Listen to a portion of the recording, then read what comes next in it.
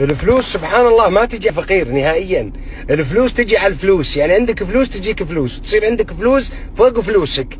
انت فقير تفتح مشروع تطلع خسران، تصير انت فقير ومطلوب ومشروعك خسران. فلا تحاول، لا تحاول. سبحان الله الفلوس دائما تحب الاغنياء، تحب اللي عندهم فلوس، ما تحبك انت. لا، ويجيك الغني يقول لك ابدا من الصفر. ابدا اي صفر اللي تتكلم عنه انت؟ انا بديت من الصفر، صرت تحت الصفر، ما طلعت فوق الصفر. انت بديت يا رجل وارث من ابوك 33 مليون وتقول لي بديت من الصفر. هذا الصفر حقك 33 مليون.